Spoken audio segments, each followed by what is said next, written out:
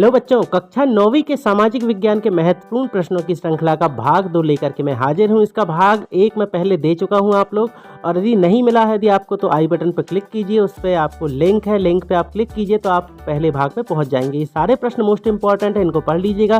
पहले भाग में मैंने इतिहास और भूगोल के प्रश्न दे दिए हैं। अब बात करते हैं आगे अर्थशास्त्र और राजनीति की। तो सबसे पहले देखें हमारा जो राजनीति शास्त्र है उसकी बात कर लेते हैं। तो देख लें, ये जो प्रश्न आ रहे हैं इनको आपको पढ़ लेना है। ये सही जोड़ियां हैं और एक शब्द में उत्तर यहाँ सामने सबके लिखे हुए हैं, आप देख सकते हैं। वीडियो पसंद आए तो वीडियो को लाइक कर देना, चैनल पर नए हैं तो सब्सक्राइब जरूर कर लीजिएगा बच्चों। ये देखिए, डेमोक्रेसी यूनानी शब्द डेमोक्रेशिया से बना हुआ है, लोकतंत्र नागरिकों का सम्मान कम करता है, ये पूरा लिखा हुआ सत्य सत्य। फिर देखिए, लोकतंत्र का क्या अर्थ है। लोकतंत्र की परिभाषा बच्चों बहुत इंपॉर्टेंट है, इसको जरूर पढ़ लेना, तैयार कर लेना। लोकतंत्र क्या है, पहले ये प्रजातंत्र के नाम से आता था, फिर प्रजातंत्र की या लोकतंत्र की विशेषताएं। तो देखें कितनी विशेषताएं होती। सामाजिक विज्ञान में बच्चे एक चीज़ याद रखिएगा, केवल पॉइंट पे ज़्यादा फोकस करना है। पॉइंट लिखें अच्छे से, अंदर आप फिर लिख दें। फिर ये देखिए, प्रजातंत्र के गुण एवं दोष, ये भी प्रश्न आता है। प्रजातंत्र की विशेषताएं, ये गुण या दोष करके प्रश्न आ जाता है। तो प्रजातंत्र की विशेषताएं में ये देखिए पूरे चल रहे हैं। इसके बाद देखें इसके दोष आ गए। तो प्रजातंत्र के दोष या लोकतंत्र के दोष, याद रखिएगा अलग अलग नाम है पर एक ही चीज़ है, प्रजातंत्र और लोकतंत्र एक ही है। ये लोकतंत्र के दोष हैं, ये पूरे लिखे हुए हैं यहाँ पे। तो कम से कम आपको 6 जरूर तैयार कर लेने हैं, 6 तैयार कर लें, वो ज़्यादा इम्पोर्टेंट है। इसके बाद देखें लोकतंत्र का महत्व क्यों जरूरी है हमारे लिए, लोकतंत्र क्यों आवश्यक है या प्रजातंत्र क्यों आवश्यक है, इसके महत्व पर आपको टिप्पणी लिखने के लिए आ सकती है, तो आप ये तैयार कर लीजिएगा। फिर देखें आप लोग, फिर ऑब्जेक्टिव कुछ प्रश्न है, अगला चैप्टर स्टार्ट हो गया है। संविधान क्या होता है, ये इनके उत्तर ही नीचे लिखे हुए हैं। देखें 5वें का उत्तर सेकंड वाला है, नियम और कानूनों का पूरा ये। फिर सत्य सत्य देख लें।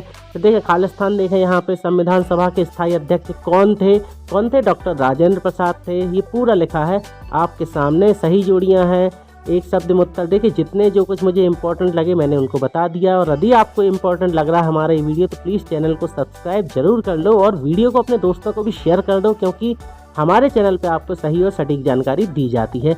अब आप देख लें इसके बाद अगले प्रश्न, संविधान का क्या महत्व है। तो संविधान का महत्व आपके सामने पूरा उत्तर यहाँ पे लिखा हुआ है। फिर संविधान सभा का परिचय दीजिए, तो ये प्रश्न भी आपके सामने है, तो इसको भी आप देख लें और याद कर लीजिएगा। अगर आपके पास कोई अच्छे उत्तर है इनके तो आप अपने उत्तर भी देख सकते हैं। प्रश्न बताना था तो मैंने उत्तर भी दे दिए। फिर संविधान में प्रस्तावना से आप क्या समझते हैं, प्रस्तावना का आप लोगों को महत्व बतलाना, ये पूरा लिखा हुआ है। इसके बाद देखें अगला प्रश्न, संविधान क्या है, देश में इसके संविधान की भूमिका को स्पष्ट, या लोकतंत्र में हमें संविधान की आवश्यकता क्यों है, इस तरीके से प्रश्न पूछा जाता है। ये पूरे पॉइंट लिखें, इतने पॉइंट आपको लिख देना है। फिर भारतीय संविधान की विशेषताओं का वर्णन करना है। तो भारतीय संविधान की विशेषताएं ये पूरी लिखी हुई हैं। देखें यहाँ पे 10 विशेषताएं लिखी हैं। आपको मैं फिर से कहूँगा कम से कम 6 विशेषताएं जरूर तैयार कर लीजिएगा और इसमें पॉइंट जरूर तैयार कर लीजिएगा। फिर देखें अगला चैप्टर स्टार्ट हो गया, अगला लेसन, सबसे अधिक लोकसभा सीटें किस राज्य में है, तो वो है उत्तर प्रदेश में। लोकसभा चुनाव ये पूरा लिखा है। वोट देने का अधिकार किसको है, 18 वर्ष से अधिक के नागरिक को, ये पूरा लिखा हुआ है आपके सामने, देख लें।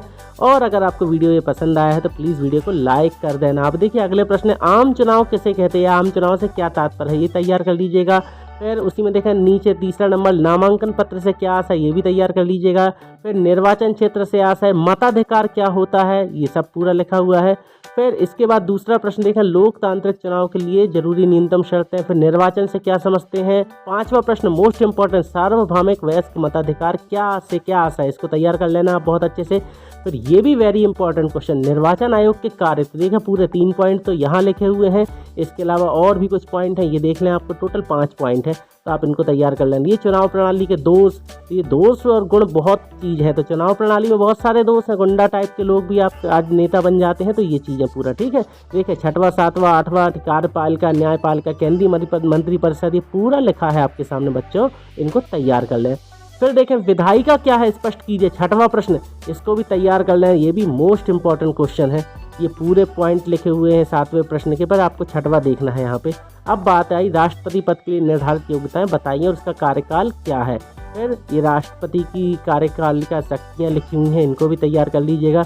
अगला है लोकसभा की 5 शक्तियाँ। बच्चों प्लीज़ वीडियो को लाइक कर देना और चैनल को सब्सक्राइब कर लेना, क्योंकि आप मेरा मनोबल बढ़ाते रहेंगे तो मैं आपके लिए इसी प्रकार से और भी वीडियोस लाता रहूँगा। ओके बच्चों 8400 जी हाँ, इस व्हाट्सएप नंबर पर अब आपको मैथ, फिजिक्स, केमिस्ट्री, बायोलॉजी के हर डाउट, हर क्वेश्चन का मिलेगा तुरंत वीडियो सॉल्यूशन। सीधे आपके व्हाट्सएप पर। बस अपने फ़ोन पर डाउटनेट का 84400 नंबर सेव कर लीजिए और चैट ओपन कीजिए। फिर जो भी आपका डाउट है उस क्वेश्चन की फ़ोटो खींचनी है, उसे क्रॉप करना है और 5 सेकंड में पाइए अपने डाउट का solution. Class 6 to 12 IIT, JEE, NEET, CBSE board और सभी स्टेट बोर्ड के बच्चों के लिए। तो देर किस बात की, अभी जाइए और 84400 पर अपना सवाल व्हाट्सएप कीजिए और अपने सभी डाउट को आउट कीजिए। लिंक डिस्क्रिप्शन में दी हुई है। इसके बाद बात आती है अर्थशास्त्र की। तो देखें अर्थशास्त्र जो आपके सामने है पूरा, यहाँ पे देख लें, ये पालमपुर गांव की कहानी पाठ के ये प्रमुख ऑब्जेक्टिव आपके सामने आ रहे हैं, इनको आप तैयार कर लीजिएगा।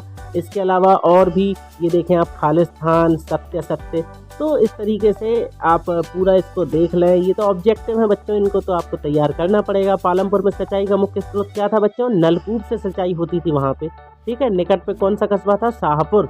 अब यहाँ देखें स्थायी पूंजी क्या होती, कार्यशील पूंजी क्या होती, ये प्रश्न। छठवां प्रश्न, रबी और खरीफ की फसलों के नाम। ये यहाँ पे पहला, दूसरा, तीसरा, छठवां ये प्रश्नों के उत्तर आप लोगों को बहुत अच्छे से देख लेने, उत्तर लिखे हुए हैं। और फिर सिंचाई के प्रमुख साधन कौन कौन से होते हैं, पूरा लिखा, तालाब, नलकूप, नहर, वर्षा का जल। फिर दूसरा और तीसरा प्रश्न दोनों तैयार कर लीजिएगा। पालमपुर में बिजली के प्रचार ने किसानों की किस तरह मदद की, क्या सिंचित क्षेत्र को बढ़ाना महत्वपूर्ण है, दोनों प्रश्न आपको देख लेने हैं। फिर एक ही भूमि पर उत्पादन बढ़ाने के लिए अलग अलग कौन से तरीके हैं, इनको आपको समझाना है उदाहरण के साथ।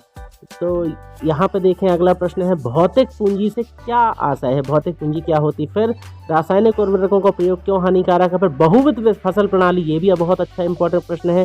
फिर दूसरा प्रश्न यहाँ ये वाला लिखा है, गैर कृषि कार्य से रिलेटेड। हरित क्रांति, इस पर टिप्पणी आ सकती है, तो देख लें आप। हरित क्रांति के बारे में पूरा लिखना है, इसकी विशेषताएं, इसके प्रभाव क्या हुआ था हरित क्रांति के बाद। फिर यहाँ पे देखें अगला चैप्टर स्टार्ट हो गया। अब मानव पूंजी निर्माण से क्या आशय है। फिर देखें उत्पादनों के साधन से। 5वां प्रश्न, 7वां प्रश्न, सेवा क्षेत्र, मोस्ट इंपॉर्टेंस। फिर इसके बाद लघुत्तरी का पहला, संसाधन के रूप में लोगों से आप क्या समझते हैं।